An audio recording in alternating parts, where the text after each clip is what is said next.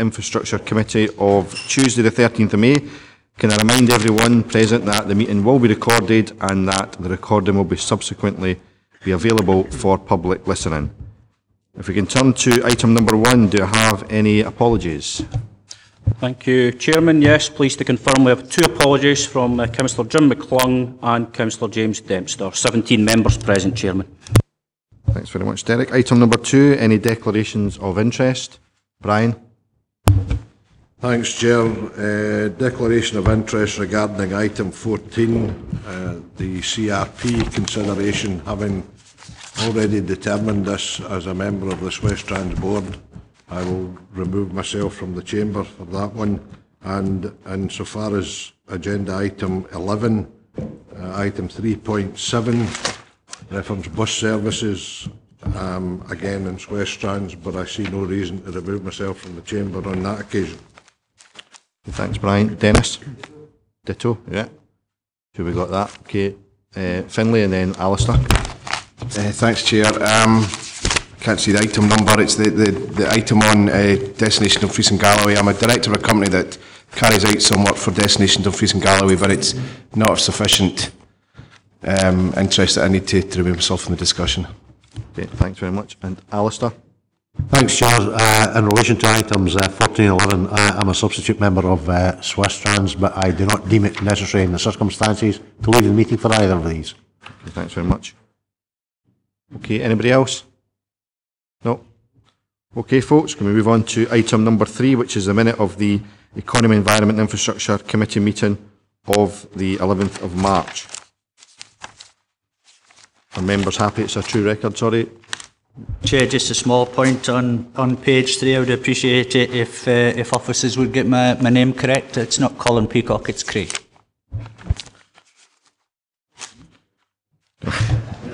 Apologies, Chairman, and apologies to the member concerned. Okay, thanks for that, Colin. Anybody else got anything for the minute? Okay, members happy it's a true record, yeah? Okay, thanks very much. Okay, can we turn to item number 4, the Housing Subcommittee meeting of March the 20th. Those members on the Housing Subcommittee, are we happy it's a true record? Yeah, okay, Craig, yeah. Okay, thanks very much. Okay, and item number 5, the Housing Subcommittee meeting of Thursday the 10th of April. Okay, happy it's a true record? Yeah, okay. Okay, if we turn to item number 6, this is an updated report on the Infrastructure Asset Class Capital Programme for 2014-15. There was obviously a number of things to be added into the report from the previous one we had in March. In addition, there's a report here around £500,000 worth of funding we've received from the Scottish Government to help with some of the work in relation to flood damage recently. Can I ask Stephen if he has anything he wishes to add to the report? Nothing further to add, Chair. Okay, I'll open it up to members for questions. Ian and then Alistair.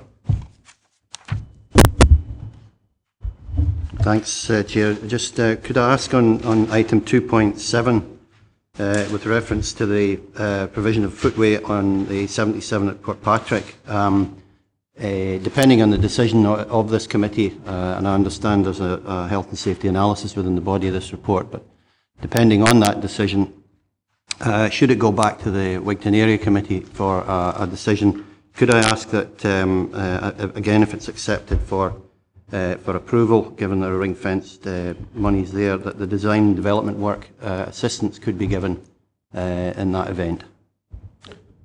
Thanks very much, Ian. It seems a reasonable request. Stephen, do you want to come back on that? Yes, that's certainly possible, and it's something we would take forward in terms of the outline design and developing that, yes.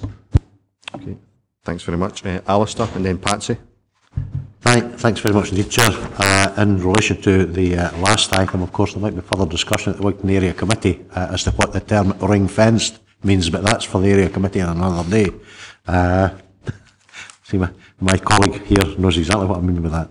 The 2 issues, Chair, in relation to Cartick Port, the C15W, page 28 and page 29 of the report, talking about verge and edge strengthening and also additional structural maintenance.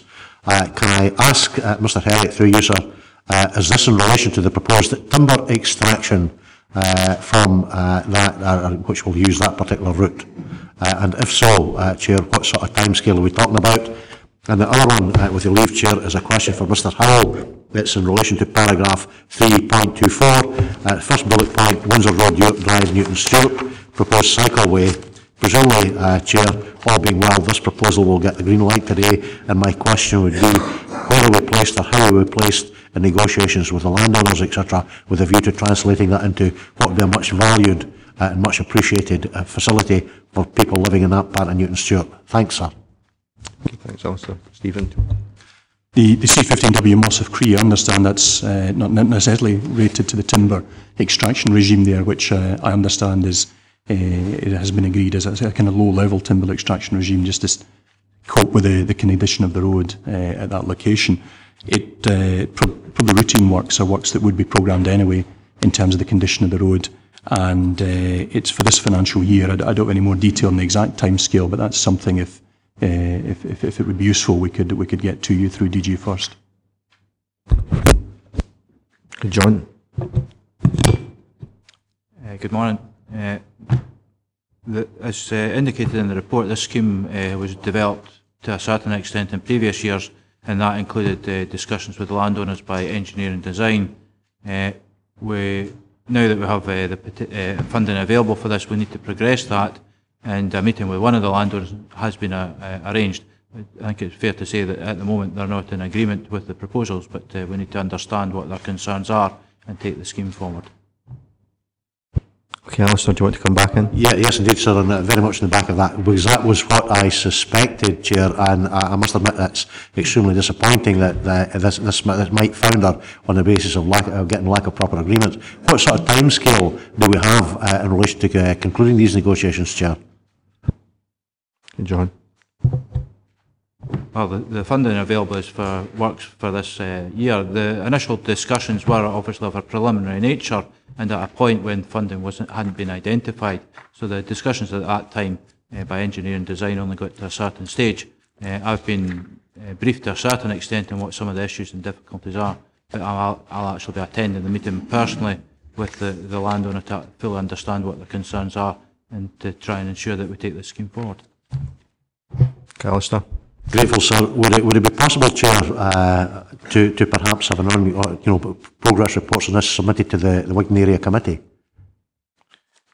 Certainly there will be a report back to this committee updating members regarding any progress in these schemes.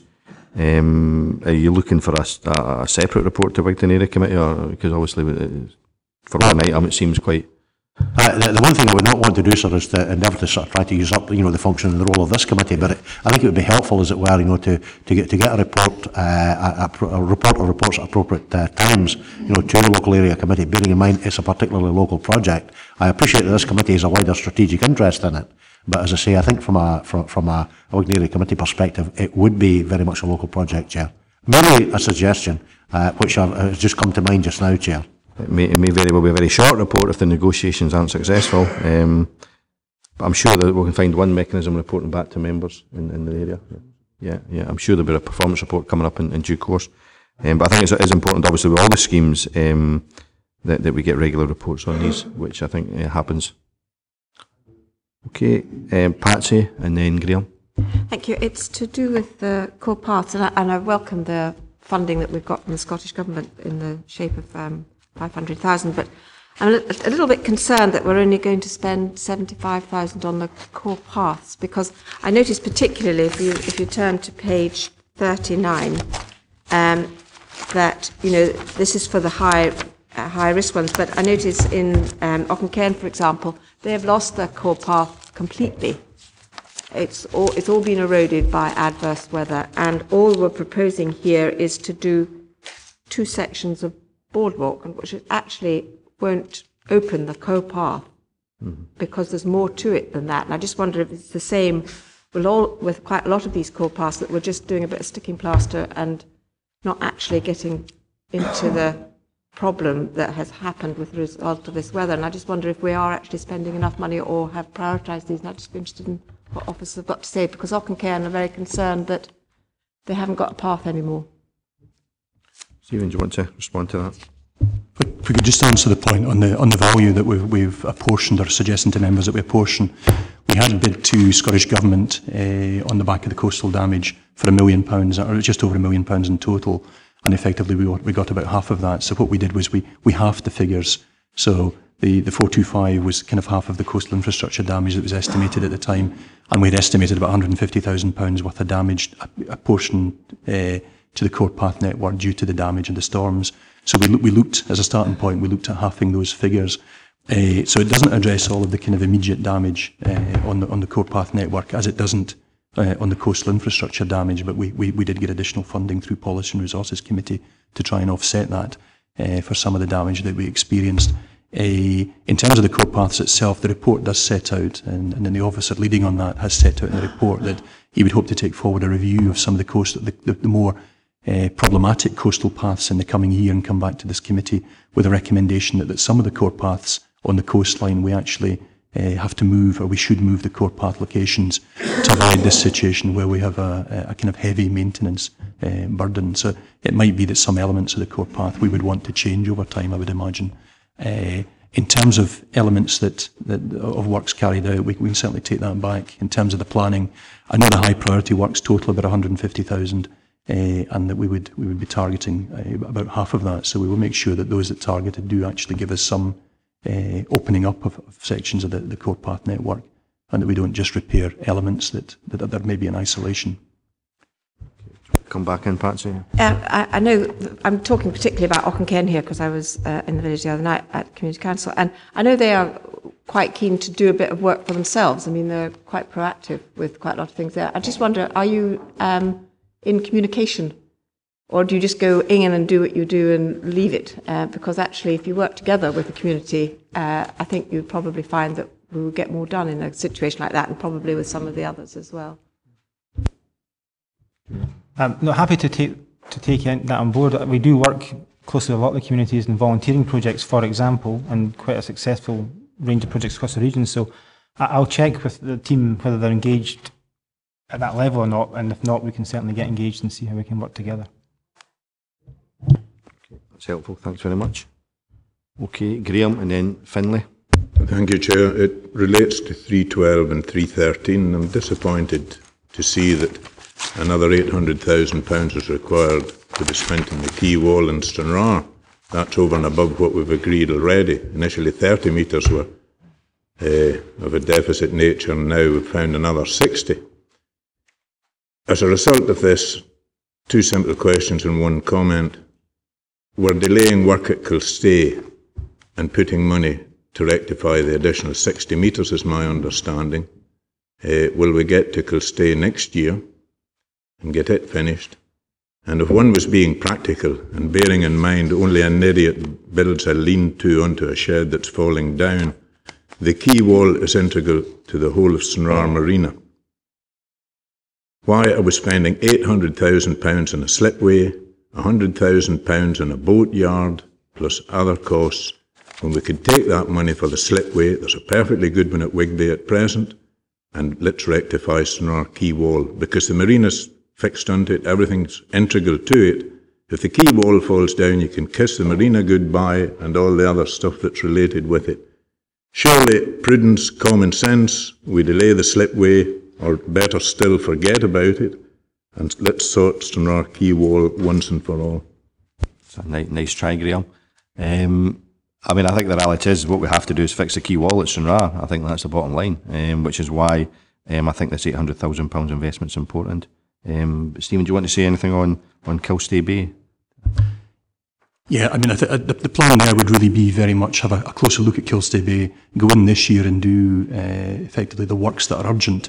And I would hope that we would certainly take on board the idea that we complete those works next year, in the next financial year. If we identify certain sections where we could put off the repairs, then that might be something we consider. But it's something we can come back to committee on.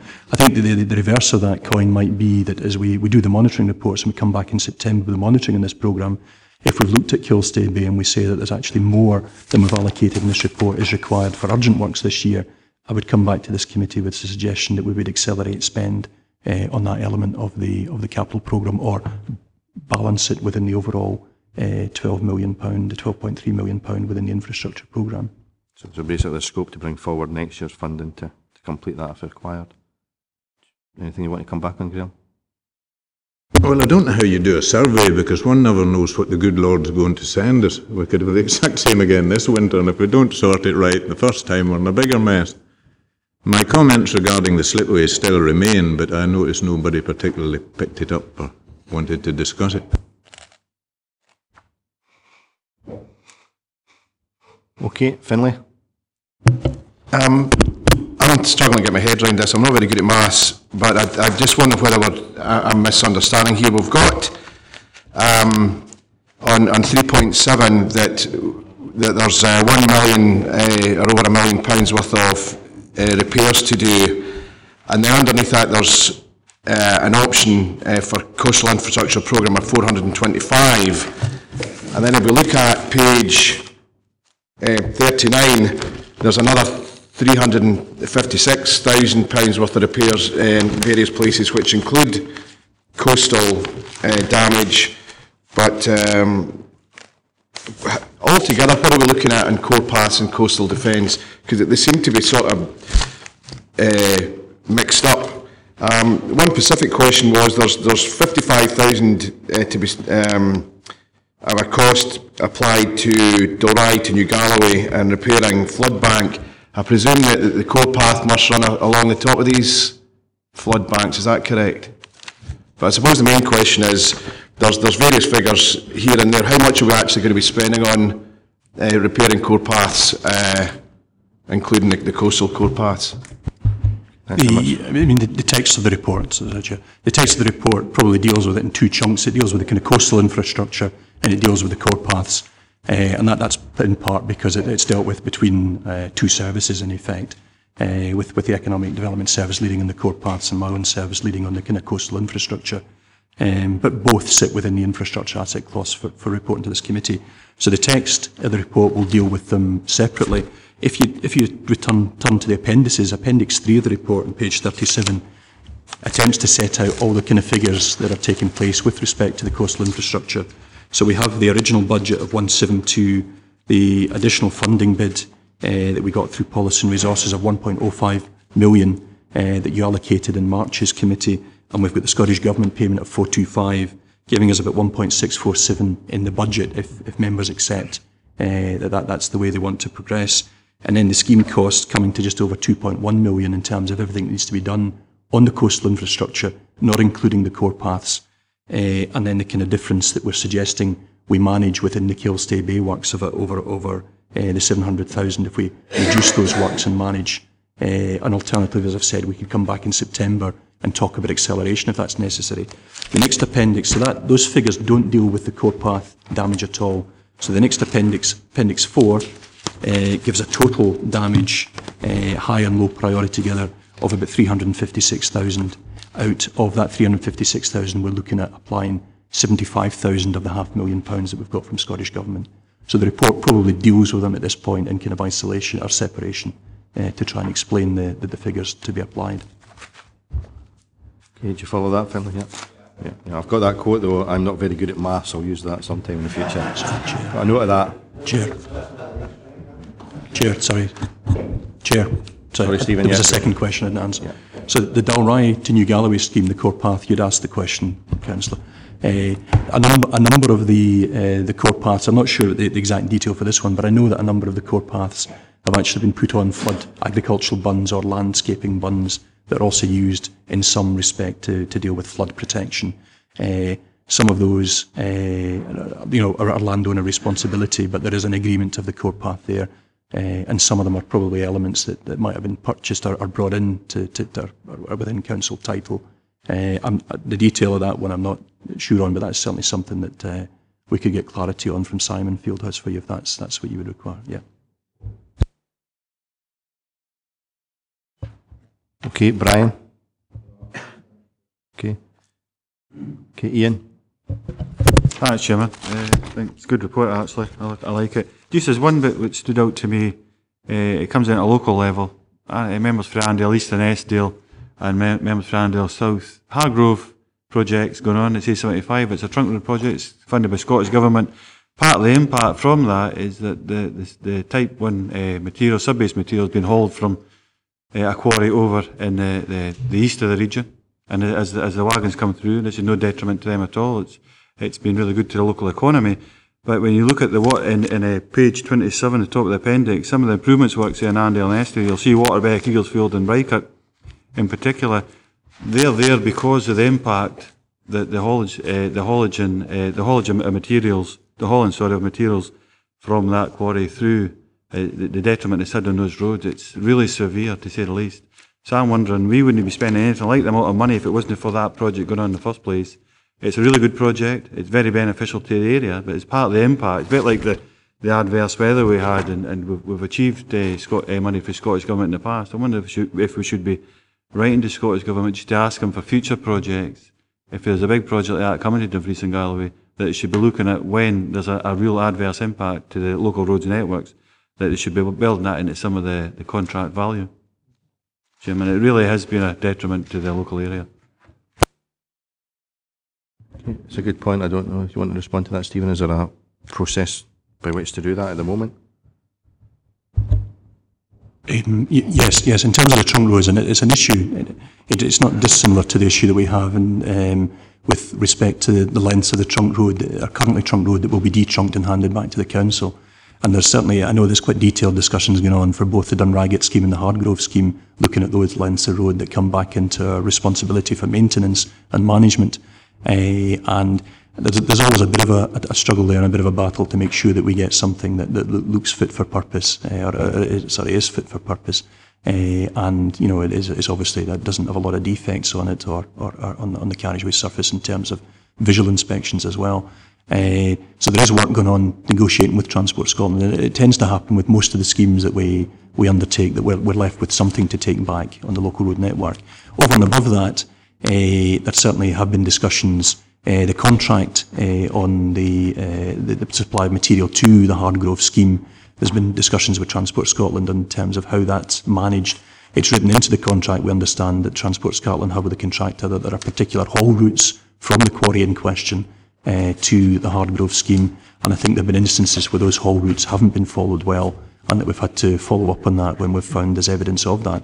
I think what you're saying in terms of some of the schemes there, we probably have had to accelerate maintenance works due to recent, deterioration that's probably been exacerbated by the amount of material that has come out of the quarry running to the Hardgrove scheme. And it's certainly something, if the committee wanted me to write to Transport Scotland on, I could take up with them. I'm not sure that there isn't really a mechanism for us to extract much relief from them, but it's something we can suggest about future schemes in terms of the clarity on the damage that's done being factored in. Thanks, Chairman. If that was possible, that'd be very much appreciated. I think from the local members' point of view, there's other members here maybe looking to comment as well, but I think that's a really good answer. Okay, yeah, it's perfectly reasonable. I think it's a valid point about, obviously these schemes are incredibly important and incredibly useful in terms of improving the trunk road, but the alternative, what happens of course is we then inherit effectively the old trunk road, and what's obviously really important is making sure they're brought up to a reasonable standard before they're transferred, I think next April, and it does add additional cost there. Ewan, do you want to come in? Okay, but we're quite happy to write to Transport Scotland and yourself, Stephen, yeah. Okay, Craig, do you want to come in on that? Yes, Chair. Just on the same subject, and I totally agree with Councillor Carruthers there. The damage to the local, which C and often even U-class roads that these wagons are using. But I would appreciate it if Mr. Herriot, as he mentioned there, that Scottish Transport Scotland have an agreement for agreed routes for the quarry wagons, and if that could be forwarded on to local members so that we have that information as well. So when complaints come into us, we can identify whether they are allowed to use that particular route or not. That would be helpful. Happy to do that. Dennis? Yep. Same subject, Chair. I mean, I know when the Auchen River bypass was done, there was supposed to be a contribution towards the upkeep and maintenance of the road, and for some reason at the last minute that fell. It was memory serves me, it was about 79,000 that was supposed to come to the council. I don't believe we ever got that in the finish. And really, if there is a way of getting a scheme in place to help rural roads, then it'd certainly be welcome. And I agree with Craig, it would be nice to know what the routes are supposed to be they're using. Because it's like the timber traffic. Occasionally they like just to slip on the roads they're not supposed to be on. Valid point. Okay. Any other points in the report? Patsy? It's just a note of clarity on page 37. You know, it's the Coastal Infrastructural Programme and the budget and the estimated cost and the difference. And there's, you know, £461,000 worth of difference. Does that mean that you're only going to do bits and pieces of these, or I'm just looking particularly, wearing my local hat on it, for Kakubri, that coastal road that has been badly affected. Are you doing that like the core pass? You're only going to do a bit, or are you actually going to do the jobs? And because we haven't got all the money, how are you going to do that? I think it's the Kilstay Bay and the core pass are the two elements that won't get completely done in this financial year. The rest are scheduled. And maybe not entirely clear in the report because it isn't broken into two areas, but the rest are certainly scheduled to be completed. What I'm proposing to members in this report is that everything else will get done. Where the extra money is required, the 800,000 for the Stranraer quay wall, that we look at taking some of the extra that's required out of that we don't have allocated out of the Kilstay Bay wall, and that we phase those repairs, or we look at everything else should be done. Yeah. Okay, if there's no other members, can we turn to the recommendations?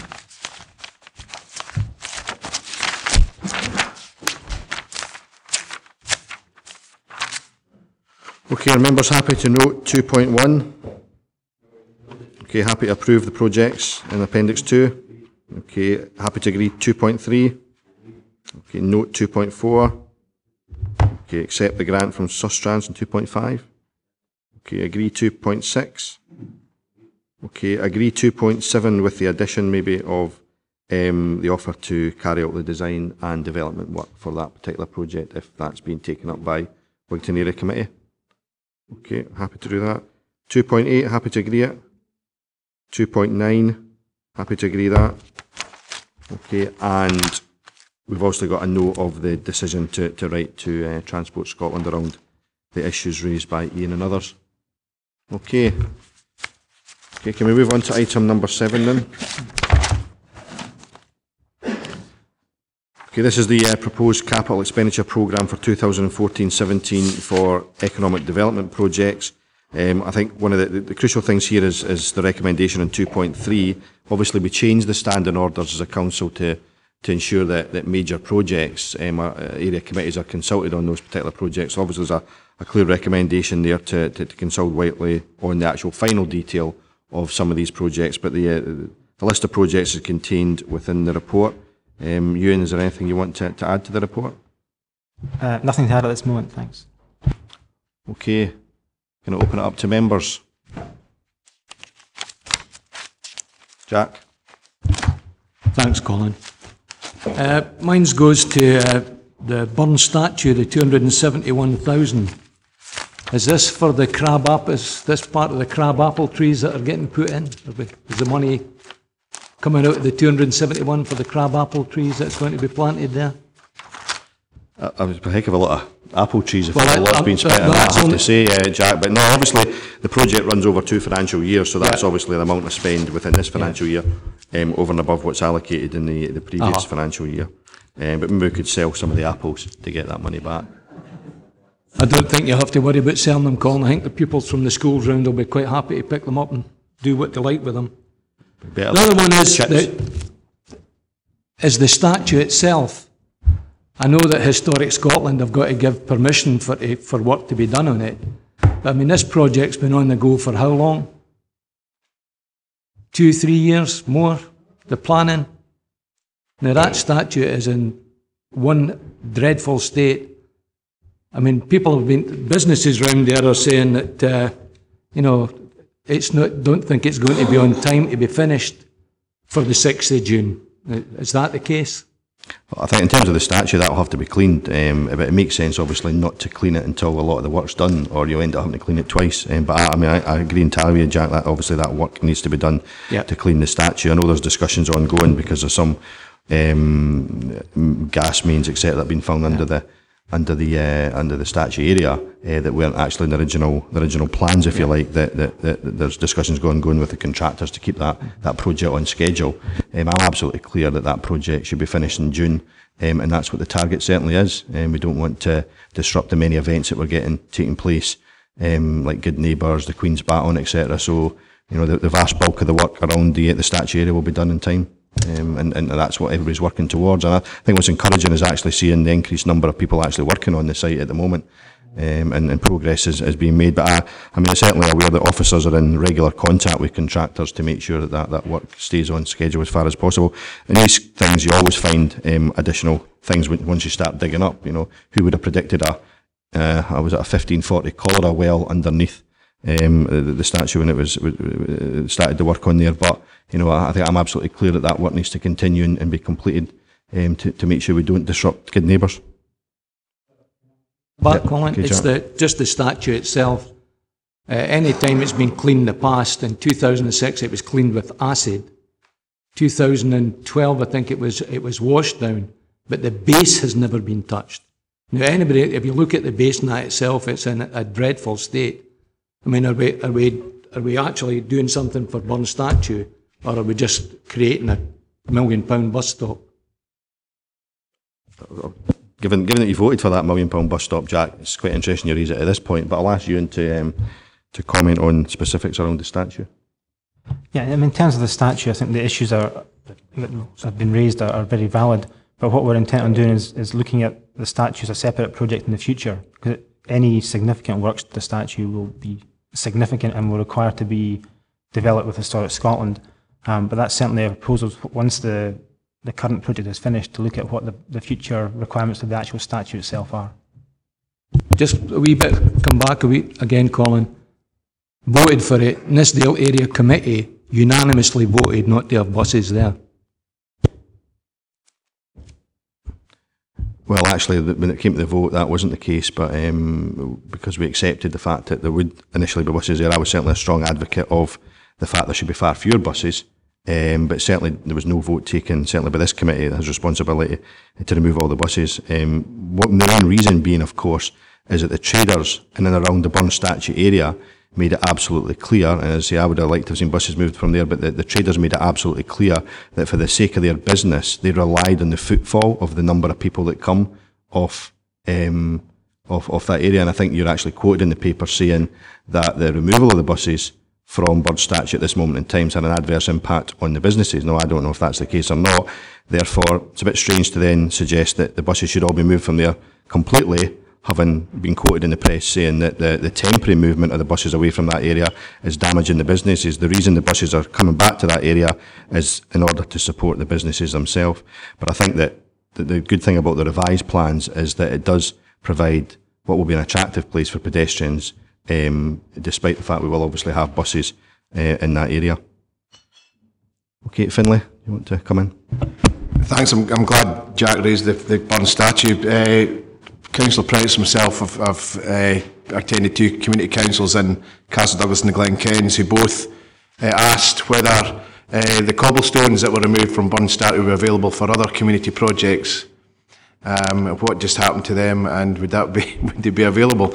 The other question is Waste PFI Sinking Fund payback. Can you give me some information on what that is, and is this something that's ongoing on an annual basis, or what does it actually relate to? The Waste PFI contribution is a contribution from the Waste PFI to the development of Black Parks and the waste recycling station on Black Parks. That's what that allocation is for, and it was brought back into balance off the investment we put in there. So it's linked to the creation of the new facility. It's not an ongoing basis. It's a one-off contribution there. And in terms of the cobblestones, I'm certain that part of the contract is to reuse as much as they possibly can on the site, or recycle as much as possible. So I'm happy to ask the question. Some of them are in a rather poor state of disrepair, I have to say. So if they can be reused, great. Okay, Alistair, do you want to Thanks very much indeed, Chair. It's my issue, sir, is on page 51 of the papers, Stranraer Townscape Heritage Initiative. The box there opposite it reads very well indeed, Chair, particularly the sentence, the project will seek improved public spaces, built fabric of key buildings and ensure that the historic town centre is well linked to the wider waterfront regeneration. Can I ask Mr Green through you, Chair, just exactly where the former George Hotel will feature in that, and what are we going to do about addressing this this particular issue? It's mouldering more and more, Chair, by the day, and we really are getting to the stage where it will be a massive blight in the centre of Stranraer. Thank you. That's certainly one of the buildings that we look at as part of the scheme, without doubt, and links to the report that's on the agenda today around the conservation area and reconfirming the conservation area in Stranraer to ensure that is part of the project. But the whole point of the Townscape Initiative will give us funding to address key buildings like the one you just referenced. Alistair. Grateful for the response, sir, and with your leave, I'll possibly revisit it when we come to the later item that Mr Green has alluded to. Thank you. Sure you will. Sure you will. George. Thanks, Chair. Just with reference on page 46, well, with the non-reference of the Caledonia Star, I'm quite disappointed not to see any reference about that, in, particularly since it was in the Policy and Resources papers from March, just to get big funding over the next 2 years, not this year, but the next 2 years. And with this programme going up to 2017, I'm disappointed that there's absolutely no reference to it in here. Just wonder if you could explain why. Yeah, I mean, it's a valid point, George. I think that certainly from my point of view, there was an element of confusion because I was reading media reports that said that the Scottish Government had indicated that they would provide £2 million worth of funding if the council provided £1 million worth of funding.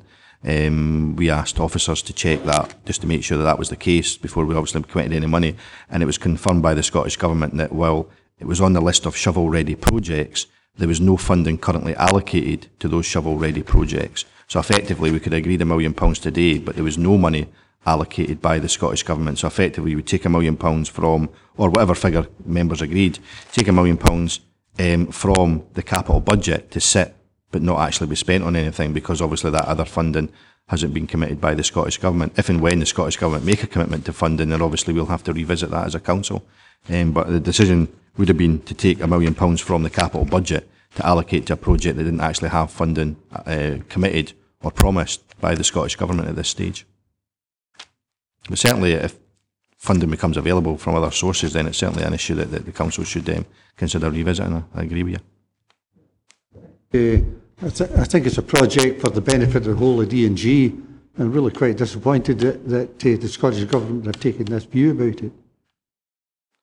Certainly, and I think that there have been positive comments from the people behind the project as well in the media this week around the fact that the delay does not necessarily mean that it won't go ahead. I think there's been quite positive response. Okay, any other questions? Ian? Actually, just when you get the recommendation 2.3, I would like to make a couple of comments here, please. Okay, if members are happy, we'll turn to the recommendations. Okay, are members happy to note 2.1? Okay, we're happy to agree the funding at 2.2. And are we happy to agree that various stakeholders are consulted? Ian, did you say you wanted to come back in there? Please, yeah, thanks very much. I'm happy that 2.3 is agreed, but it's something that's been looming around in the background in regards to the Stranraer, Dumfries, the Gretna, Lockerbie and Annan regeneration steering groups or structures that are there. There's 5 groups there that look to try and steer the local areas in which direction for regeneration. They, as it stands at the moment, are outside to the council, and we've looked at through I think it's a review of scheme and delegations in particular. I think this committee's maybe looked at it, touched on the edges in the past, but just in regard to, I think we should be looking at it seriously and bringing it into order. So there's clear links between, there's an official link between the council and how at a local level it steers or certainly directs the service committee at the centre. I think if we can speed that up in any way possible under any influence that we have, and it is in particular them 5 groups, I think in my local area we've got Annan Regeneration Steering Group, it's outside body to the council, there's no clear link, there was never a decision made to to bring that in properly. And I think it applies to the other 4 as well. So just if we can bring that more expeditiously into order, it'd be much appreciated. I think that's an item on the agenda of the next ad hoc subcommittee that looks at the schemes. Certainly being considered there. But I think, I'll come back to the point I raised earlier, I think there's an opportunity for area committees to take a strong role in some of this work as well, particularly through community events. One of the criticisms I had in the past around the burn statue area issue was that it wasn't until the 11th hour that the area committee were really involved in that particular process, and it resulted in the scheme being changed. Early consultation with area committees, and more importantly with the public through community meetings at area committees, can mean that these schemes right at the early stages have the support of the community and are actually proposed, if you like, by the community. So there are substantial sums of money being allocated, for example, to improvements in the High Street in Dumfries. I want to see that go to area committee, and I want the public to feed into what they would like to see that funding being spent on, and that effectively feeds back to this committee. I think it's happened quite successfully recently at Wigton Area Committee. I think Graham's quoted as saying he might not necessarily agreed with the decision at area committee, but he accepts what area committee decided. And I think it's an important... Sorry? No, indeed. But it does recognise the local role, and I think area committees do have an important role, and that's why we did change the standing orders in the first place, to give area committees that particular role. So it is being led by local councillors and the public through community events. But the point you raise about the other structures, I think is something, as I say, is coming to the ad hoc subcommittee on schemes. Okay, Ronnie? It's on the same point. Ian's raised that before, and we had the officers look at that, especially with the Annan Regeneration Steering Group. One of the difficulties you have, and you have to consider when you take it to the ad hoc, is that we have private entrepreneurs sitting on that group to try and drive forward some of the private sector stuff. So if you're going to have scheme of delegation and whatever, it's pretty difficult to impose that on the private sector. So there is a grey area there that you could give some guidance on if need be. But we've had guidance, we've had a report back. It's the same with Corres, which is chaired by David Mundell. It's a sort of grey area as well. But you have to take on board the private sector representatives on these bodies. And at the end of the day, there won't be a one solution fits all, basically. It'll vary across the board. Okay. Okay, so we're happy with that recommendation to agree that, yep. 2.3, yep. Okay, folks, can we turn to item number 8? Okay, this is a report on the state aid implications on the Council's current tourism service level agreement with Destination Dumfries and Galloway. Could I ask Chris if she has anything to add to the report?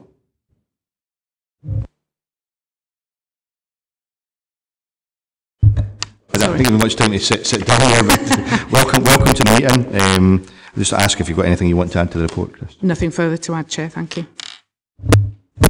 Okay, can I open it up to members? Any questions?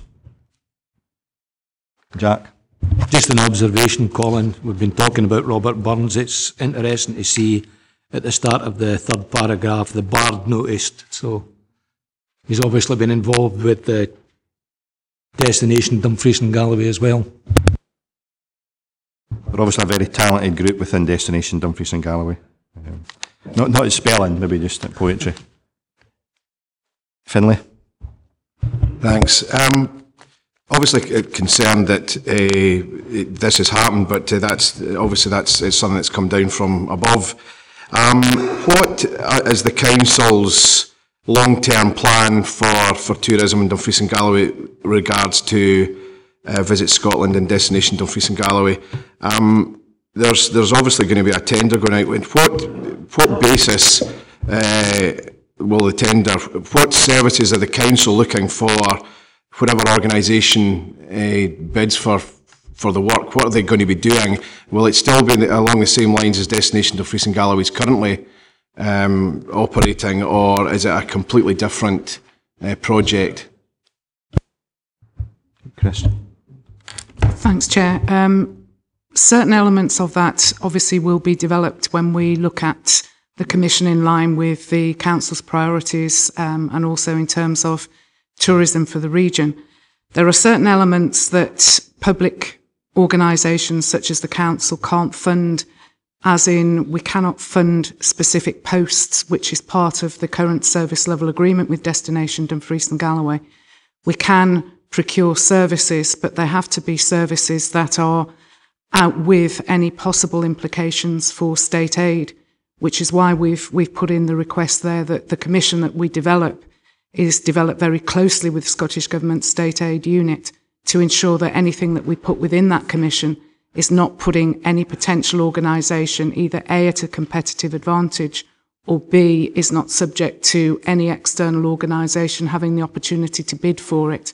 Because if we do that, then we would be in breach of state aid. Do you want to come back in, Finlay, yet?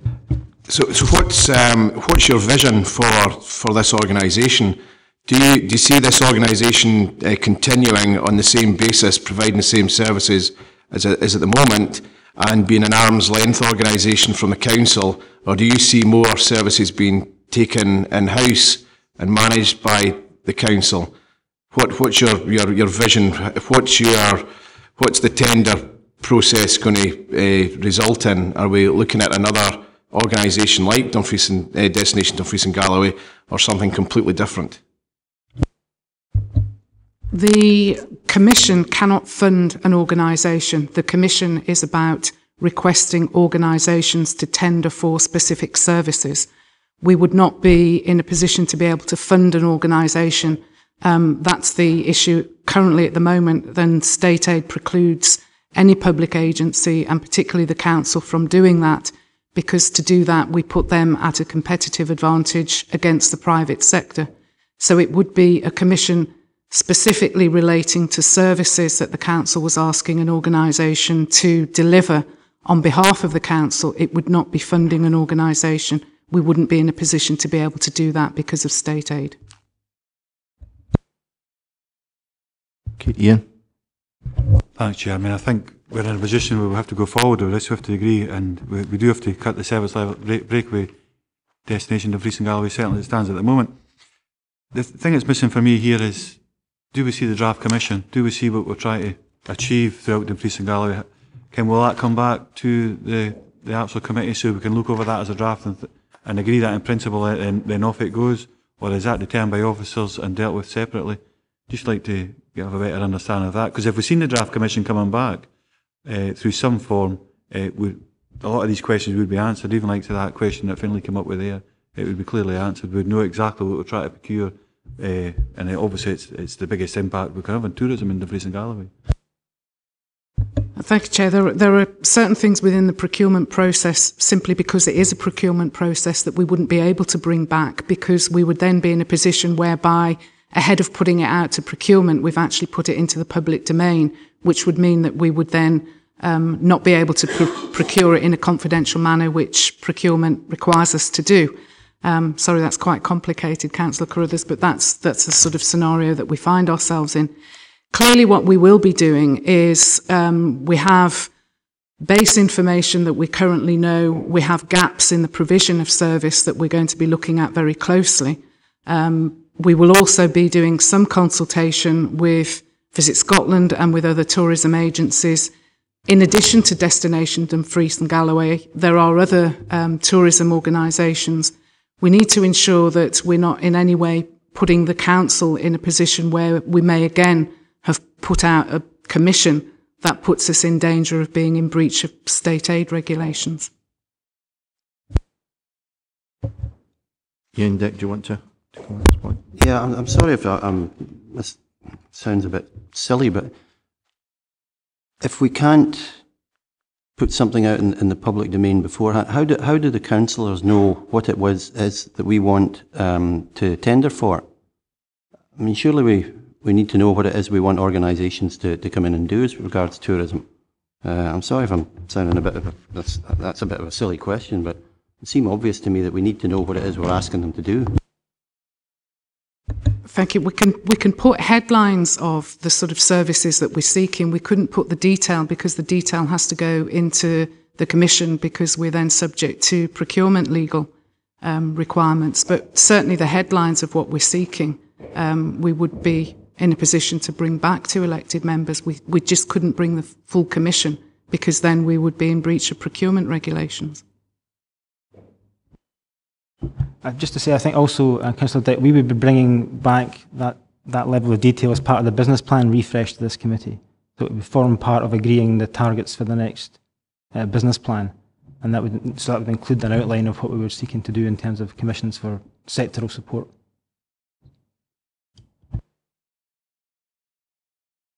I tend to agree with Ian's saying. I want to see what the council's vision is. You know, I think there's a budget of $500,000 or something that goes to Visit Scotland and Destination Dumfries and Galloway at the moment.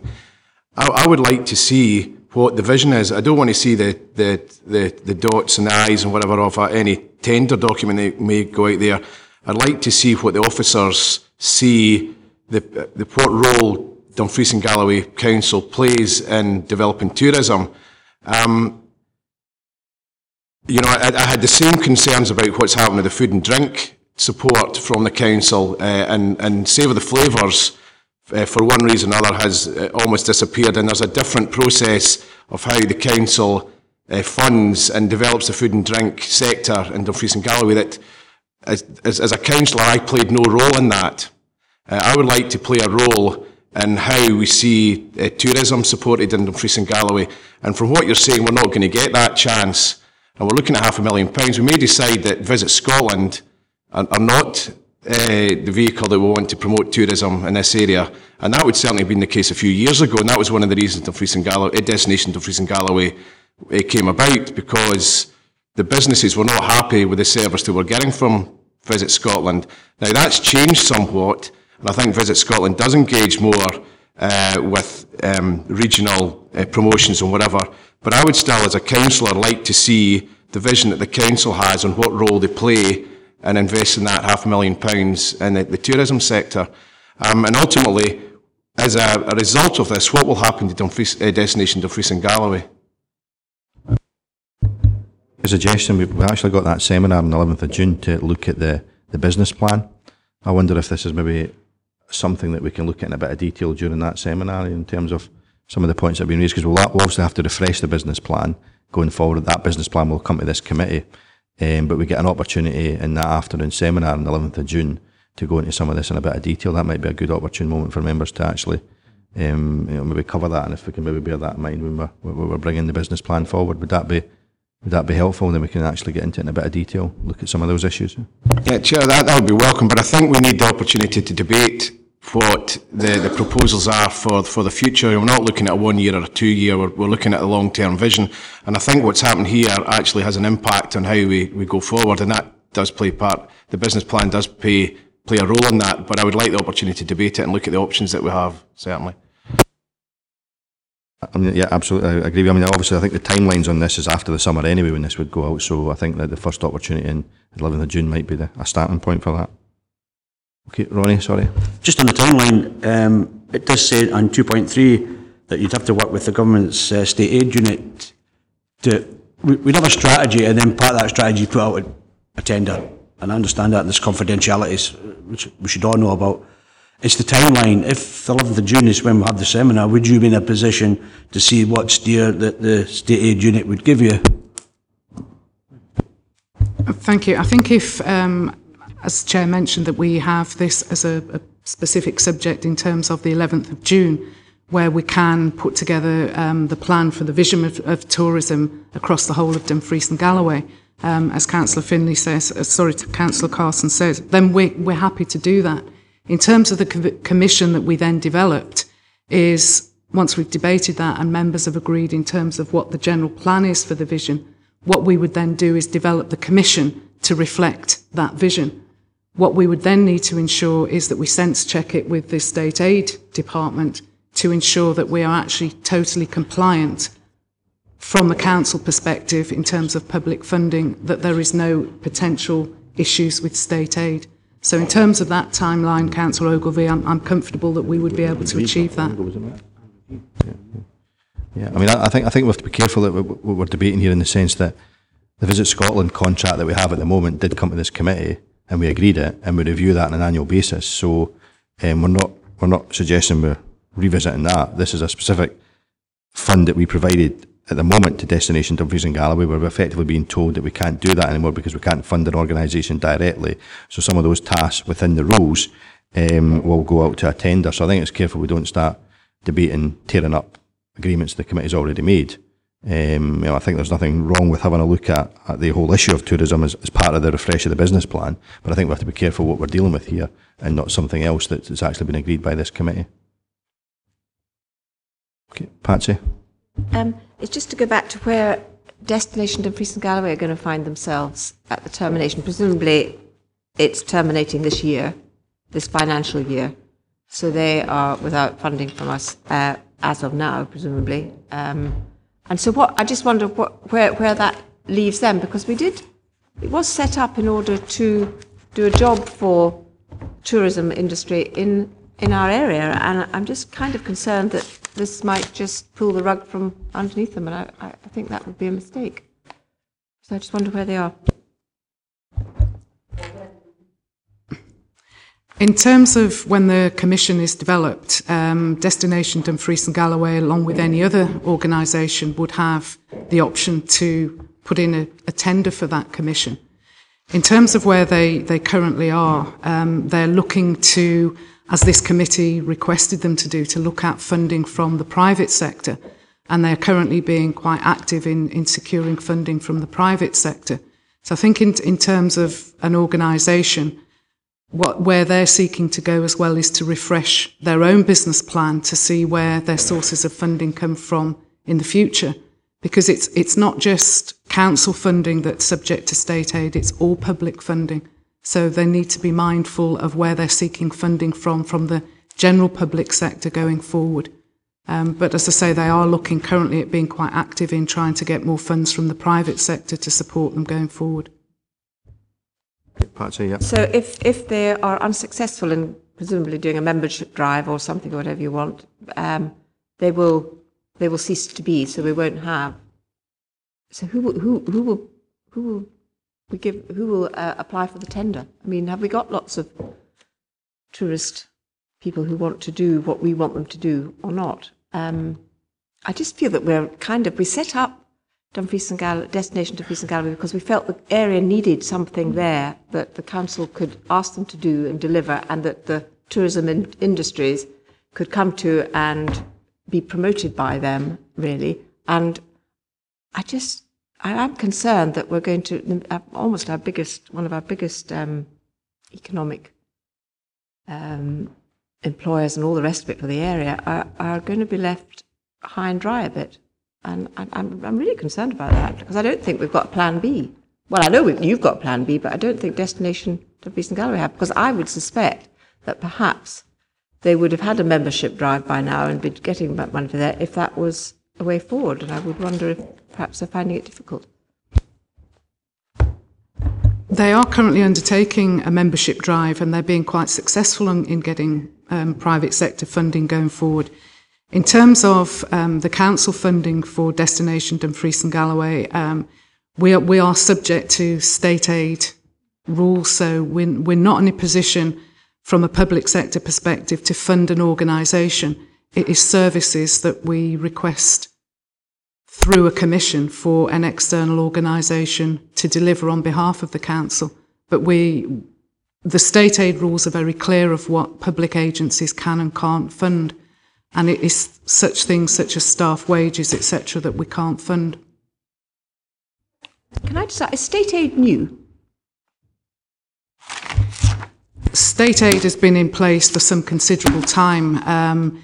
There are elements of state aid of which this is covered by, which is called de minimis, which is €200,000 that any organisation can receive over a three-year fiscal programme, but that's retrospectively and going forward. And what we had to undertake as part of this review is not just funding from Dumfries and Galloway Council, but funding that the organisation has had from numerous other public agencies. And that's where the state aid de minimis has come into play, is that funding hasn't been always awarded under de minimis, which has very special elements of it, and the amount of funding that the organisation has had from other public agencies puts us in a position that we are now, is that if we fund it going forward, then we are in breach of state aid because they're over the de minimis. I mean, I think that the key thing here is that there's been nothing to stop Destination Dumfries and Galloway or any other organisation bidding for this work. It's just the difference is we can't fund the organisation, we can only fund the work. I think that's what the key difference is. And I don't think stop them bidding for whatever work we put out to tender. Okay, do we have any other members? Okay, can we turn to the recommendations? Okay, members happy to agree 2.1? Okay, 2.2. Chairman, I wonder if we could just add in there the engagement through the seminar in June, just in 2.2. Sure, yeah, that'll be an item for discussion at the seminar. 2.2 and 2.3. Okay. Chair, I don't know that we can agree to procure the services until we know what the commission is. That was the point of the earlier discussion. I would like to know what the commission is before we actually agree for the officers to go forward for the procurement.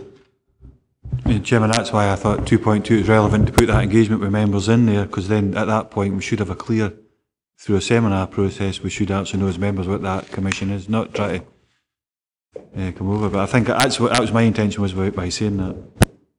Ian, do you want to come in? Just to say, my understanding of 2.3 was it's all it's asking us to do is for officers to procure these services through an open tender process.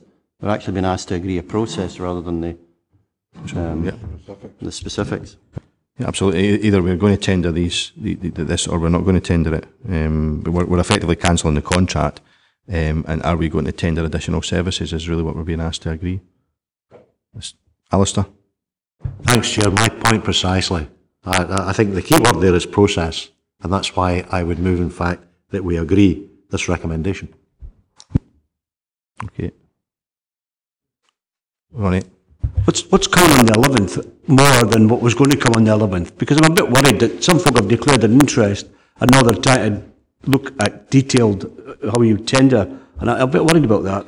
I think what we're looking at now. So what's different is going to come on the 11th that was originally going to come? I think basically just ensuring that during the course of that seminar, we're going to be looking at the whole business plan and refreshing the business plan. I think during the course of that seminar, the types of areas, the types of headline areas of additional work that we're likely to procure will be a topic effectively as part of that discussion.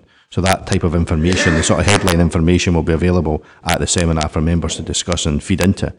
Not that obviously the detail for the reasons that Chris gave, but we'll make sure we have that headline information there so members are aware of the headline areas we're likely to procure as part of the wider refresh of the business plan.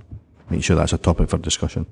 Finlay? Yeah, Chair, I'm happy to agree to 2.3 on the basis that the comments and the discussion at the seminar are taken into consideration when the commission's put together.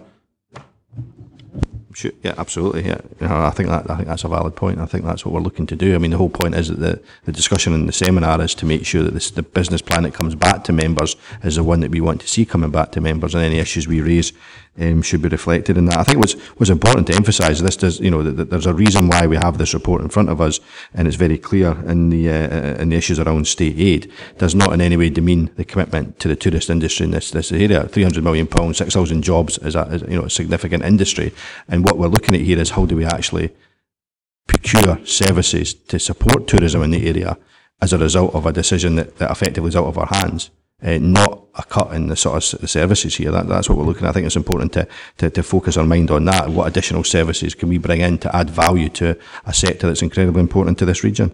And I think that's maybe something we'll go into a bit more detail in June. Okay, are members happy to do that? Okay, thanks very much.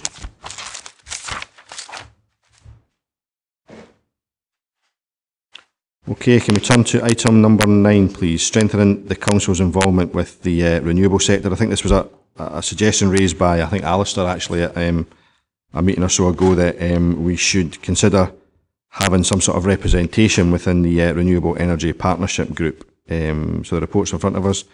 Can I ask Chris if there's anything you want to add to the report? Nothing to add to the report, Chair, thank you. Okay, thanks very much. Okay, can I open up to members? Finlay? Chair, I just really welcome this. I think it's crucial that elected members play a role in the Renewable Energy Partnership Group, because that will give the companies and businesses out there some comfort that the decisions that are made in council for these things are actually, there's a bit of momentum from the council behind these projects, and that will give the companies involved some reassurance. So I'd certainly welcome this. Okay, I think certainly administration's very keen to support this. The original suggestion came from Alistair. What we were more sceptical about was the issue around the renewable energy champion. I think what's really important is that we have representation from this committee on the group, but we don't necessarily support the concept of renewable energy champion. It kind of confuses things. I think we have to be clear what this group is actually there to do. It's to try to bring, through the action plan that we've supported, benefits to the region through the renewable developments that we're actually having here in relation to jobs, etc. And we're a bit concerned that having a renewable energy champion kind of muddied that a little bit. What we were keen on was to make sure that we did, as Finlay says, have somebody on that particular group. So I think certainly from our point of view, the administration are happy to support somebody being on the group, but we don't necessarily agree that we should have that person called a renewable energy champion. At the end of the day, we've got clear policies in support of renewable energy in this region that we're all in support of. Okay, Ian? Yeah, absolutely. Agree with that. It's not necessarily somebody who's going to know everything about every technicality in the renewable industry. The way I see the importance of this is it's gaining the maximum advantage for Dumfries and Galloway. I mean, I think in the past I had representations from someone who wanted to move infrastructure or explore the possibility of moving infrastructure in through the Loch Ryan ports instead of through air, so that Dumfries and Galloway got some of the business. I think there's been times in the past when we've missed a trick, and I would see that one of the principal roles is to maximise and identify a lot of the employment opportunities for Dumfries and Galloway, that one being an example. Okay, thanks, Ian. Did you have your hand up, Ian? Sorry. I did, Chairman. Just to agree with, I thought you would be taking a challenge forward, but I agree entirely, because I think it would actually restrict whoever the member may be in certain places. I think absolutely, totally agree with this, and same as what Ian's saying there. It's about identifying the benefits to the local economy, as well as even the potential reducing the size of the carbon footprint to the council. There's a whole raft of things in between, so I totally agree with the concept of this. Okay, so our members in agreement that we have representation from this committee on the group. On that basis, do we have nominations? Alistair? I would move Jim McClung, sir, and the knowledge that Ronnie Ogilvie wouldn't accept any nomination. Okay, Brian? Happy to second that, and can I suggest a substitute yourself, Chair? On the basis that Ronnie won't take it. Yeah, no, I'm quite, unless other people are an interest, I think that it is important that we have a substitute. Obviously, Jim's off at the moment, so I think it's important to have a substitute. Are members happy to accept Jim as the nominee? And if Jim's unavailable, I'll certainly step in. Okay, members happy with that? Okay, folks, can we turn to item number 10?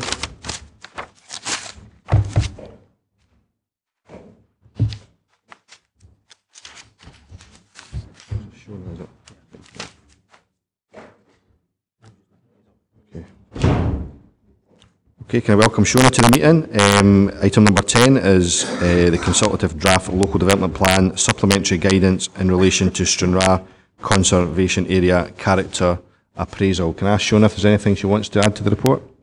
Nothing further to add to the report, Chair. Okay, thanks very much. Can I open up to members?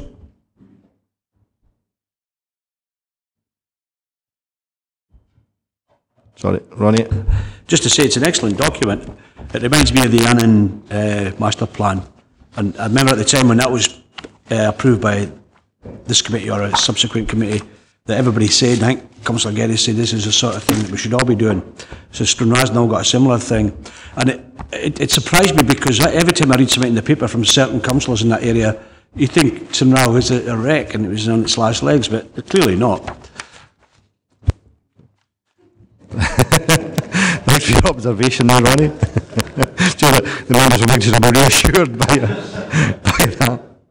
No, I think the echo view about it, I think it's an excellent document. I mean, it's very similar in many ways to what we had around the Dumfries Conservation Area character appraisal, and that was warmly welcomed by people in the community in Dumfries, and I see no reason why this won't be the case around Stranraer. Obviously, crucial will be the management plan thereafter to implement this. This is obviously only guidance, but actually driving this forward through the management plan will obviously be incredibly important. But the first stage is obviously to carry out a consultation to get people's views on what we have in front of us.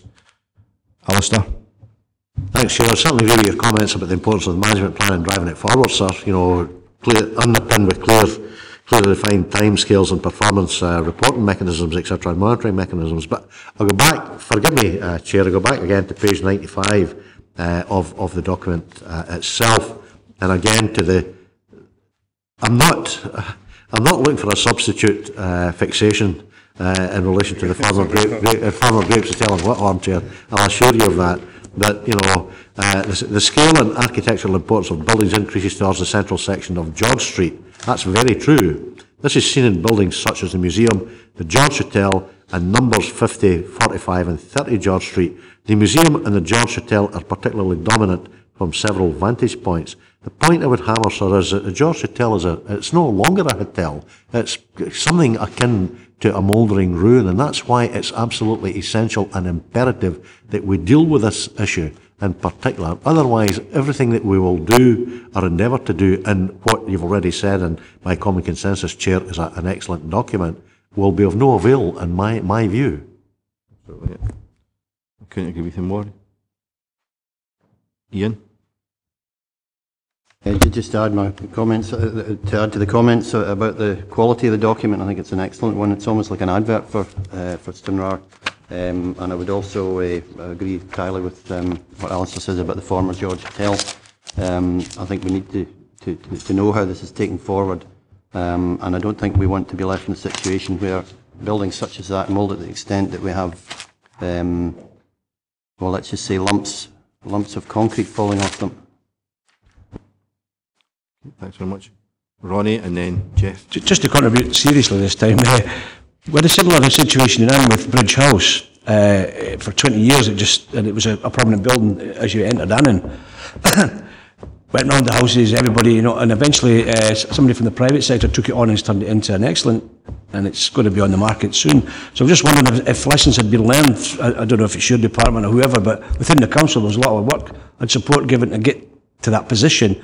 So the George Hotel, there might be lessons learned that we could pass on to others in other areas, you know, because we did learn lessons from that, and I'm sure we could pass that on to address Councillor Geddes' concerns. Thanks very much for that. Jeff? It's just a suggestion that this is a very good document, and it's very professionally produced, but what I found distracting was looking at the photographs, was trying to tie them into the text, you know, which building you're actually referring to in terms of the photographs. So I think all you need to do is to have some sort of modification in the text, otherwise it does become a bit distracting trying to work out which building is which. We'll have a quiz to see who can guess. I think Ronnie Ogilvie is my favourite to win it, I think. Ian? Could I just suggest that Jeff takes this document up with Stranraer and maybe ties them up that way?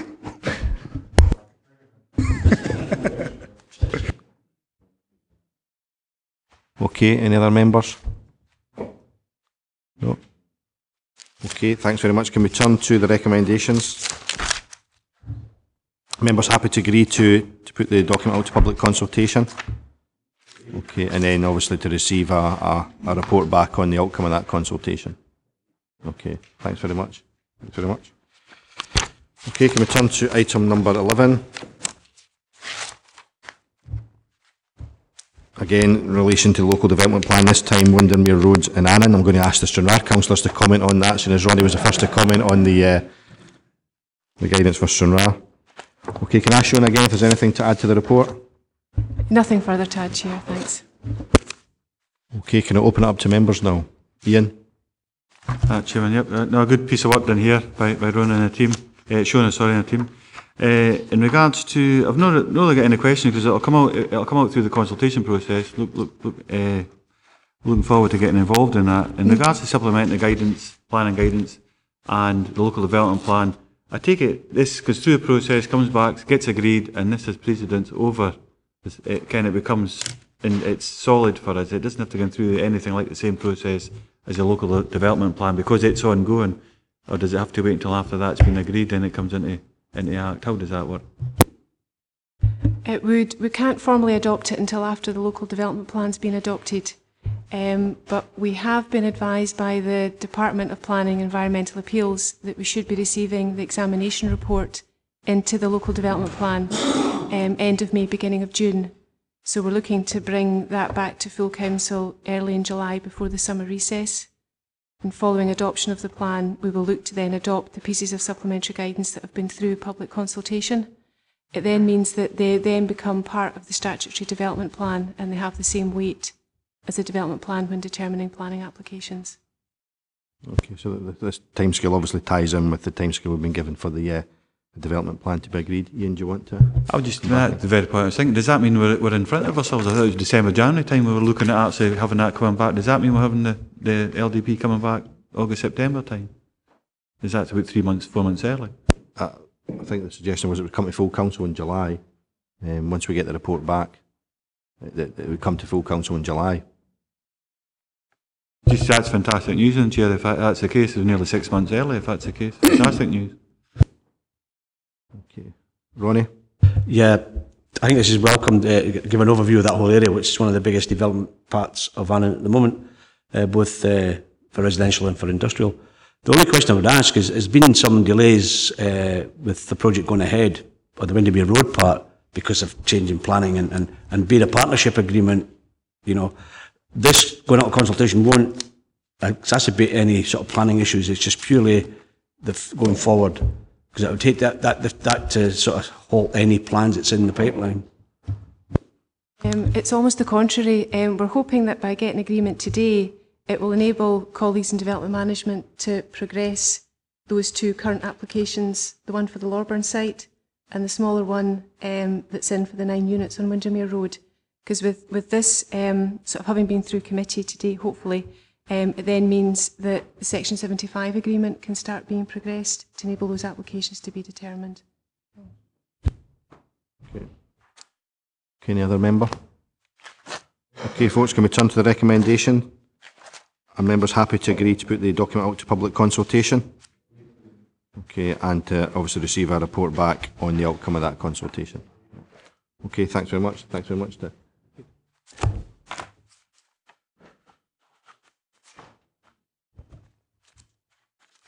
James.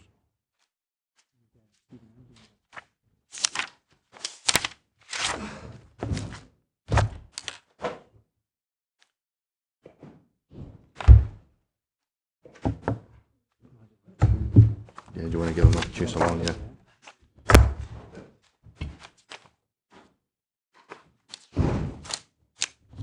Okay, folks, can we turn to item number 12, which is proposals for a loan scheme for the repair to private flood defences. Obviously came as a result of a decision of the previous meeting to receive a report on this. Could I ask James and Stephen if they have anything they wish to add to the report? Nothing to add to the report, Chair. Okay, can I open it up now to members? Finlay? I'd just like to thank for bringing this report forward. You know, we requested it to come forward, and it's certainly a very in-depth report on every reason why we shouldn't give loans to repair private flood defences.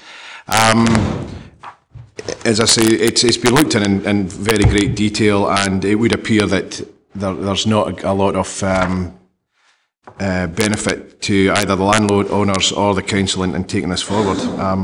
I'd like to just, there's a lot more information in there than just us making a decision of whether loans are a good idea or not, and that's to be welcome, because that information can be taken back to some of the landowners that are affected. Are you suggesting we don't take the scheme forward, is that? Well, I would suggest the overwhelming evidence in the report is that it wouldn't be an interest of the council to do that. Okay. Craig? Thank you, Chair. Yes, reading through that again, there is a lot of information in the report towards that, and concerns that I might have if we were to agree to take it forward is the actual cost to the council, and possibly the detriment to the council's own policy on the flood risk management, which is highlighted in the report. And I agree with Finlay there that because that information has been highlighted, I think we should think very carefully as to whether we want to put this the interest loan make it available to landowners because of those very reasons. So I think we should have a debate on it and hopefully come out with a consensus as to a way forward with it. But when you read through it and the cost by just having this scheme in place for the potential for landowners to apply to it, is a quite considerable cost to the council when you look at it, and we could lose out. I would rather the additional monies there was spent on the council's own flood protection schemes and work it that way, but it's here for members to debate. Okay. Sorry, Rebecca. That's all right, thank you. Equally, I'm pleased to receive this report, but not for the reasons that you might think, because it provides more information about actually helping people rather than loaning them money to help themselves. During the storms of March, I was never contacted by anyone who actually wanted a loan. They wanted practical help. This report has thrown up on page 167 some interesting comments. If you look at 324, and it talks about to subsidise products purchased directly by a property owner or even for minor engineering works of a flood protection nature. Now that has never been made clear previously, or certainly during the storms. Also, if you look at page 12, the last paragraph, minor works to protect individual properties may be eligible for the council's subsidised flood product scheme. In the past, this has part-funded some residents to undertake walling works to protect property from a watercourse. Now, it talks about a sum of possibly £650, and in another paragraph it talks about possibly £325. To the people who have contacted me during all of the storms, they are mainly pensioners who have made it quite clear they could not pay back a loan. Their income is so low they don't even pay income tax. So therefore, if there is a possibility that this amount of money could be given to them to pay for some of the rocks that they've had to put in to protect their properties, then I'm extremely interested at the comments in this report. So perhaps I could have a bit more clarity on it. Can the council allocate possibly £650 to people who have had to put in additional rocks to protect their properties? Bearing in mind that many of these people have to apply for retrospective planning permission. They've already paid, in some cases, £1,500 for rocks. They've been asked to pay £382 for retrospective planning permission. And there are additional costs. There is £43 for copies of plans, because most of the people don't have access to computers to get the copies, so they've paid for the £43. And on top of that, they have to employ an architect. The few people that have been seriously affected, I cannot imagine any other group of people in Dumfries and Galloway who have been treated so dreadfully and without consideration or kindness. Okay, any other member want to? Finlay? I think in the back of this, we've got a lot of evidence here that the loans are maybe not the best way forward. The question had to be asked because at that time it looked like it was one of very few options, but the report certainly highlights all the other options that are available. Can I suggest that the information in here is collated in some sort of way and made available to landowners? Because there's schemes here that, Prince's Countryside Fund and so on, that I wasn't aware of, and I'm quite sure there'd be a lot of the landowners, whatever, the public are not aware of these schemes, and if there was some way to pull this information available and make it available, put it online or create a fact sheet or whatever in case we're in this situation again. Yeah, I think that's a helpful suggestion. Certainly a briefing note was sent to community councils, but I think an information pack around this to landowners may be useful. Roberta? Chair, I would be grateful if I could have some clarity around about that sum of money. You didn't answer my question. Yeah, sorry, I'll bring James in a second. I think the one thing to say that what the proposal in front of us today is a loan scheme whereby we would borrow the money effectively, so that for the loan. So the impact on the council wouldn't necessarily be the £1 million. It would be the loan repayments we would have to make for the lost interest on that, if you like. Well, I think there's £100,000, I think suggested there, if if, and it's a big if, the entire amount on loans was actually taken up over that period of time. So it's not £1 million that's sitting there effectively. It's additional borrowing this council would have to undertake. But I don't know if James or Stephen want to add to what I've said there. No, I can pick up on discussions on the subsidised flood products and provide further detail if the Chair would welcome that. Just to clear up some of the slight confusion on that, what started off as subsidised flood product scheme property level protection has, as you've seen from the report, developed into opportunities for minor engineering works can be funded. Now these are of a flood protection nature, and the examples we've used in the past are we assisted a group laying a bit of pipe work in a field to take field drainage away from their properties that was causing flooding. Now we subsidise that through the scheme. We've also, as it said, encouraged people to build a short section of wall which protected their property from the watercourse. At the moment, through sort of coastal issues, we've taken a view that coastal defences are not a flood protection measure. Rock armour is designed for coastal erosion, and it's not a flood protection measure.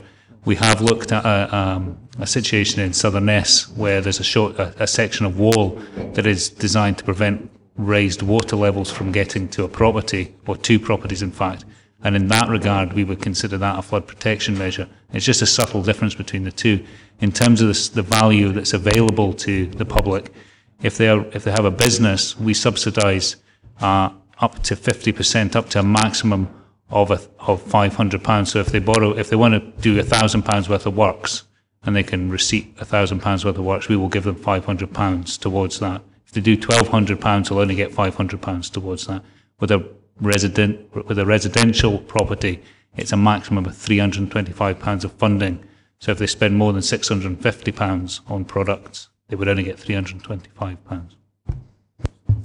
Do you want to come back in, Roberta? No, thank you for that clarity. And I'm well aware it's for a flood scheme. But there is a very thin dividing line when you actually talk and set a precedent in the past. It has to be more clear in a report, that it's a water course. And I appreciate the report, but I'm not particularly, I don't particularly approve of this scheme anyway. So I think it's expensive for what you're going to get. Thank you. Okay, thanks very much. Okay, Alistair. Thanks very much indeed, Chair. I'm interested to hear James give the response that he did to Councillor Tuckfield. And let me say that, that's long-standing council policy, and I'm thinking primarily from the coast protection perspective. It's a well-settled policy of this authority, Chair, that the council will only get involved in such works to protect their own infrastructure. Now, they've taken, to me, a sensible attitude in relation to that in the past, and I can go back to prior to multi-member wards in Mid-Galloway when I was representing the council for the Whithorn ward. And this has in fact been dealt with on an ongoing basis over the years, and I suspect elsewhere in other wards in Dumfries and Galloway also. So to me the policy is well settled, it's well founded, it's sensible, and it's implemented, certainly in my experience, sensitively. And in relation to paragraph 3.24, let me say that the council's stock stands particularly high in the Isle of Whithorn area in relation to the work, in relation to the goods, for want of a better term, that they provided, as it were, to private proprietors, householders, and also to the hotelier in the Isle of Whithorn. Several of the worthies could tell me that they were sitting in the public bar with the flood protection measures on, watching the tide and streaming up by the window and enjoying their pint. And the interior of the premises was bone dry, Chair. My only regret was that I wasn't there to see it. But that's another issue. But as I say, I'm not trying to trivialise what is an extremely important subject. But as I say, I'm not being smug or complacent. I think the Council have a well-settled policy in that respect. And it seems to be working well without tempting the gods. Okay, Roberta. Just very briefly, the 325 that you've mentioned, can that be applied for retrospectively? Because during the storm, people were putting rocks in to protect their properties. Can it be applied for retrospectively? I mean, I think probably the best thing to do is, I mean, if you're able to provide details of the cases you've looked at, Roberta, to officers, we we could certainly look at that in a bit of detail. I don't know what you're talking about, to be honest, in terms of the detail of the case. I have provided details okay. to Steve Herriot, and I believe he's going to make a visit there. Thank you. Okay, thanks very much for that. Okay, that's helpful. Okay, I get the impression from members, obviously we've got in front of us a proposal that would certainly work and was requested by members. But I get the impression, and I think a good proposal, but I get the impression from members that we don't believe there'll be a major uptake in this, and consequently you're happy for the information that's provided here to be provided to, in a briefing document to landowners so they're aware of what is actually currently available. Okay. Okay, can we turn to the recommendations? Sorry, Ronnie, yeah. Just on the stuff that James showed us at the last meeting, you know, the self-closing air vents and door seals and stuff, we don't want to lose that, because that was very important. Because it's not all coastal erosion. We have, you know, flooding in towns, and that stuff's excellent. So if it, you know, you could highlight that again, saying this is available, and it's still there. And I think, I mean, another important point, I think members were copied into correspondence from myself to the Minister in relation to a bid for funding from the National Farmers Union as well for agriculture, and that the detail of that has actually now gone in from the NFU to the Scottish Government requesting support around that area, so that the Council are obviously very active, not only in seeking funding to repair our own coastal works, but also in supporting private landlords in a bid for funding as well. So it's not as if we're not actually doing anything, we're actually very supportive of taking this forward, and we are able to secure funding from the Scottish Government to carry out some of our own repairs. So as well as the work, as well as the issues in the report, there's obviously a great deal of work also taking place in order to support people during a difficult time. So can we turn to the recommendations then? Members happy to note 2.1, note 2.2, note, let me just check that we're not agreeing to anything here as we go through it. We'll detect resources both. Okay, note 2.3. Okay. And delete 2, well, not agreed 2.4.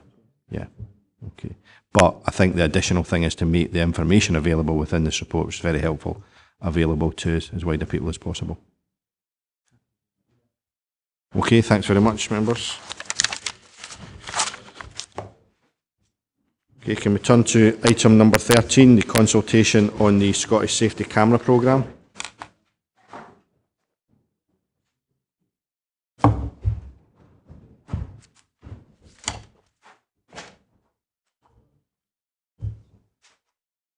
Sorry, I'm putting your desk up there. Okay, the aim of this report is obviously to agree a response to Transport Scotland's consultation on the Scottish Safety Camera Programme. Could I ask John if there's anything he wants to add to the report? Nothing further. Okay, can I open it up to members now for any comments? Obviously you've got the consultation questions there, and you've got the draft response in front of you. Any questions on the actual response itself? Ronnie?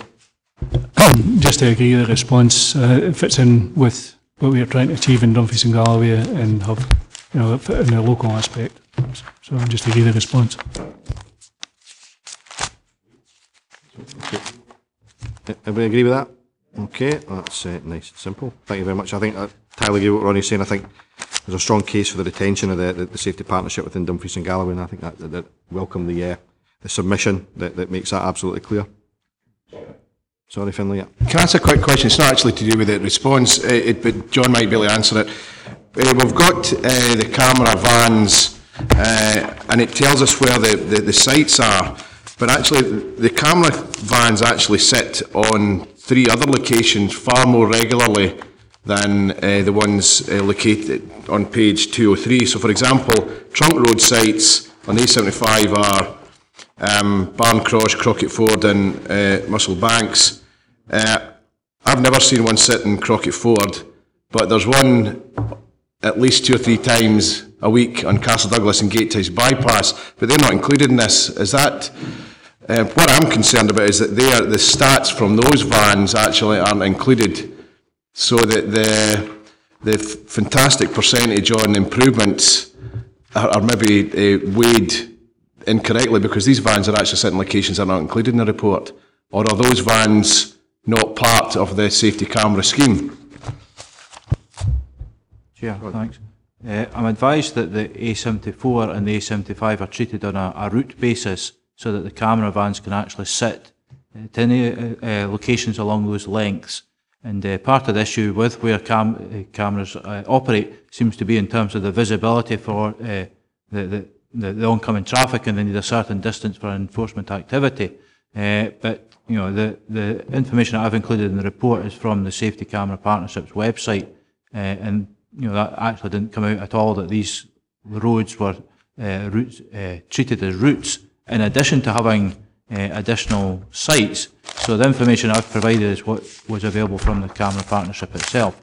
You know, the reduction values that were given there, I've just worked out from the information there, and I was actually quite impressed with the values that are indicated, and they're actually better than the national values that are actually indicated in the consultation document. So, but if there's other detailed questions about that, I'm happy to take those to the partnership directly myself. Okay. Okay, Ronnie. We've had report, I can't remember which committee, I'm told it might go to CCS now, but we used to get reports on the performance of the camera van, speed cameras we used to call them, but sorry, safety cameras. Which committee does it report to now? It's unfortunate that Mr. Speedy isn't here because he's the chair of the board, but and to be honest, I haven't had an awful lot of involvement in this, but it's one of these things. I think it goes to the Community Safety Partnership, is that be correct? Say go to Community Safety Partnership. I can't. Ultimately, Community Safety Partnership reports back from our role to the Policy and Resources Committee.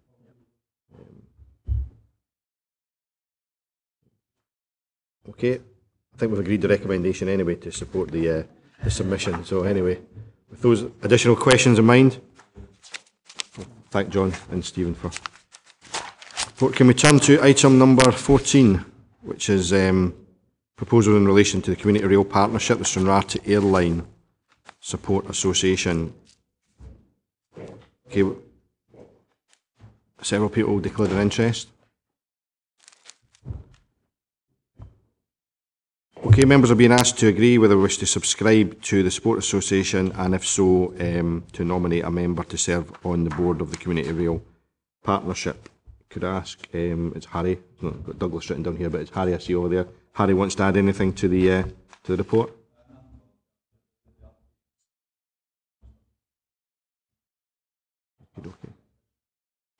Okay, can I open it up to members, Ian? Could I just suggest we agree the recommendations, and I understand that Councillor McClung has offered to serve on the board, and I would put him forward. Okay, that'll teach Jim for not turning up at meetings, won't it, you know? Anything else we want to put him on to before we finish today, you know? Sorry, anything else? Okay, so we've got a proposal from Annan to agree to subscribe to the association and to nominate Councillor McClung to serve on the board. Our members? Anybody else? No? Okay. Okay, happy to agree with that? Okay, thank you very much. Okay, I don't have any other business, so could I thank members for your attendance today?